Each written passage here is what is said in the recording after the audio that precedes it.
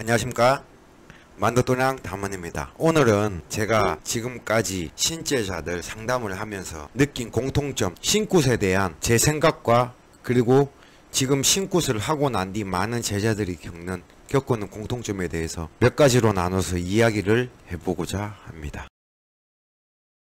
자, 신굿이 무엇이라 생각을 하십니까? 자, 이 신굿이란 것은 하나의 행위예요. 무슨 행위냐? 내가 몰라주었던 신을 알아주는 행위입니다. 즉, 신을 찾는다.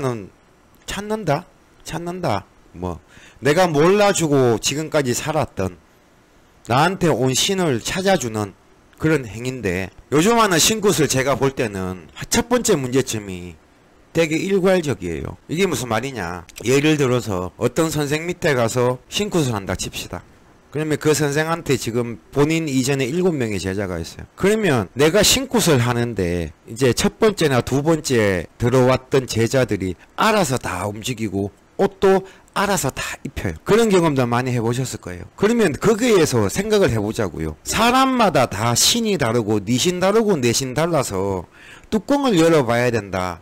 그 신을 찾아봐야 된다고 해서 하는 게 신굿인데, 첫 번째, 두 번째 처음에 들어왔던 사람들이 알아서 다 움직인다? 그러면 저 사람 신과 내 신이 똑같기 때문에 저렇게 알아서 움직이는 거 아닌가? 또 선생도 그것을 보면서 하는 말이 그겁니다. 이제 알아서 다 잘하네. 이제 너희들끼리 나가서 신굿 해도 되겠다. 그 말을 하죠. 근데 그런 말을 들으면서 이런 의문을 가진 분들이 과연 몇 명이나 될까입니다. 생각을 해보라고요. 신은 내 신 다르고 네 신 다르다 그러는데 왜 내 신굿을 하는데 저 사람들은 내 신을 몇 번이나 받아본 것처럼 똑같고 일률적으로 움직인다. 그게 뭐냐? 일괄된 신을 찾고 있단 말이에요. 누구의 신의 영향에 따라서, 선생이 받은 신의 영향에 따라서. 요즘 하는 신굿이 다 그래요.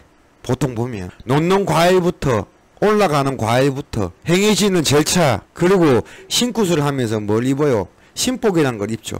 그 신복을 입는 순서들까지 다 획일적이에요. 이벤트 회사에서 하는 이벤트 축제의 그런 목록처럼 획일적으로 이어가요. 처음에 시작하면은 인사말, 환영사 있고, 그 시간이 끝나면은 국기에 대한 경례, 그런 거 있고, 세 번째는 그 주관한 업체에 노래를 부르고, 네 번째는 주관한 업체의 대표가 나와서 이야기를 하고 환영사를 하고, 그 다음에 제품 설명회를 하고, 그 다음에는 그 회사의 영업직에 있는 누가 나와서 홍보를 하고, 그러다가 밥 먹고 또 2부가 개최되고. 이 신굿이 그거랑 똑같다고요. 자, 생각을 해보자고요. 하는 행위가 뭐가 있어요? 신굿을 할 때 옷 입고 뛰고 네 입으로 배타락하죠. 누가 오셨습니까? 이 사람이 자기 입으로 다 뱉을 것 같으면은 왜 그 몇천만이나 되는 돈을 주고 신굿을 하냐고요. 그걸 뱉을 줄 모르니까, 알지를 못하니까 신굿 하는 거 아니냐고요.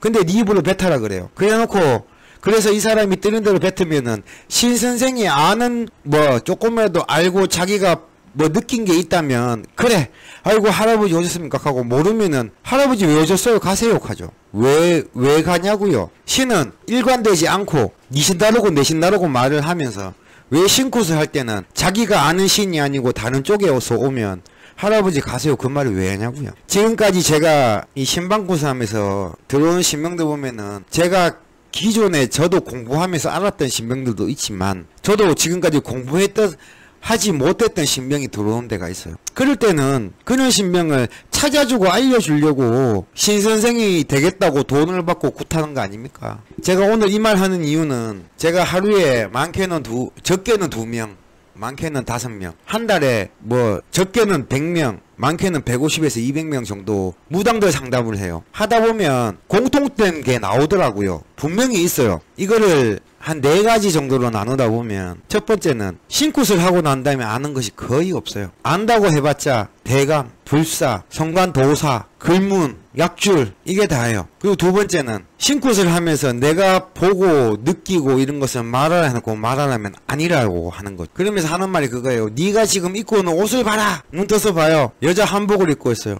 네가 지금 할머니 옷을 입고 있는데 할아버지라고 하면 되나? 잘못 받았다. 다시 받아라. 혹은 네 잘못이니까 저기 가서 목욕하고 와라. 정신 차려라. 그 말을 하죠. 세 번째, 뛰기 싫은데 무조건 뛰라고 해요. 제가 실시간 강의에서 말했죠. 무조건 뛰어서 신이 온다 하면은 미취학 아동들 가는 키즈 카페 가면 뭐해서 방방장 있죠. 트램플린. 거기서 애들 아침에 넣으면은 점심 먹고 저녁까지 노는 애들 있죠. 걔들 다 무당이에요. 왜냐? 하루 전도록 뛰는데 뛰어서 오는 게 신이라면은 걔들 신 다 와야 돼요. 그러면 트램플린 키즈 카페가 뭐냐면은 굿당이에요. 어거지라고 하는 분도 있지만 원리를 보라고요. 원리를. 그리고 네 번째는 이게 참 문제예요. 신굿을 하고 나면은 손님들이 막 들어온다. 너한테 큰 신이 왔다. 이 신만 알아주면은 너 이제 신굿만 하고 막 이 신굿 비용 다 메꿀 수 있다. 공통점으로 듣는 게 이 네 가지요. 크게 보면. 다른 부수적인 거 자세히 생각하면은 유튜브 영상 100개가 넘을 거예요. 자, 네 가지로 추려보면 이겁니다. 그래서 이번 시간부터 이 네 개에 대해서 제 개인적인 생각을 한번 첫 번째부터 네 번째까지 나눠서 말해 보려고 합니다. 그 첫 번째로 신굿을 하고 난 뒤 아는 것이 아무것도 없다. 자, 왜 아무것도 없을까요? 선생님이 안 가르쳐줬을까요? 말을 안 했을까요? 해줘요. 분명히 가르쳐줘요. 신굿을 하면서 너한테 왔는 신이 누구다 안 가르쳐주는 선생 없어요. 근데 왜 모를까요? 모를 수밖에 없죠. 신굿이란 게 어떤 행위입니까? 이제 나는 인간을 버리고 무당으로 신을 모시는 무당으로 살아가야 되는 첫 발을 들이는 날인데 그 당사자는 얼마나 긴장이 될까요? 그리고 앞으로 바뀔 내 인생에 대한 두려움 이런 것 또한 얼마나 큰 부담감일까. 그리고 이제는 사람이 아니라 신을 모시는 사람이다. 나는 해보지 않은 그리고 뭐 해답도 없는 그런 길로 들어서는 건데 얼마나 긴장이 될까요? 그런 상태에서 굿하러 가면은 조용한 분위기가 아니잖아요. 사람들 몇 명씩 많게는 십수 명씩 왔다 갔다 그리고 저기서는 막 뭐 꽹가리 치고 징치고 한쪽에서는 머리 깎은 스님이 앉아서 연부를 하고 앉아있고 이게 지금 내가 뭘 하는지도 모르겠는데 주변에서는 그렇게 복잡해요. 근데 선생은 뭐 옆에서 뭐라 그래요.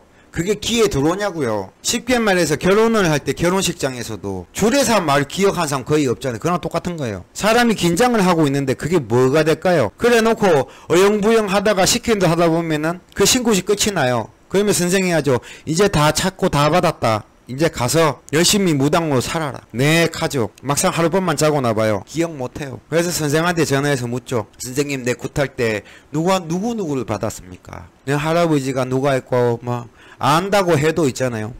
불사, 대감, 성간, 도사, 글문, 대신 이게 다예요. 근데 사람들이 그 불사다, 대신, 도사, 글문 그걸 알고 싶어서 신굿 하는 게 아니거든요. 그런 역할을 하는 조상이 누구고 누가 나를 무당을 만들었고 어떠한 원리에서 내가 무당이 되어야 하고 어떠한 원리에서 우리 아버지도 힘들었고 우리 엄마도 힘들었고 그런 모든 것을 알고 찾기 위해서 무당이 되려고 하는 건데 그런 게 아무것도 없어요. 지금도 이 영상을 보면서 신굿을 했던 사람들을 생각을 해보시라는 거예요. 과연 본인들이 신굿을 하고 난 다음에 그런 것을 찾은 게 있나? 하고 나면 뭘 해요? 기도하라 하잖아요. 기도. 내가 신굿을 하고 난 뒤에 아는 것도 없고 기억나는 것도 없는데 기도를 하래요. 뭐 천신기도를 하라 그러죠. 그럼 천신이 누구냐고요. 과연 나한테 천신이 누구이길래 그거를 가르쳐주고 천신기도를 하라 해야지. 그러면 다 해놓고 나면은 또 뭐라 그래요? 산신기도 해라 그러죠. 그러면 그 산신기도를 할 때 그 산신의 기운을 받아서 움직이는 조상이 누군지 그거를 모르는데 무슨 기도합니까? 그렇게 어영부영 1년이 가요.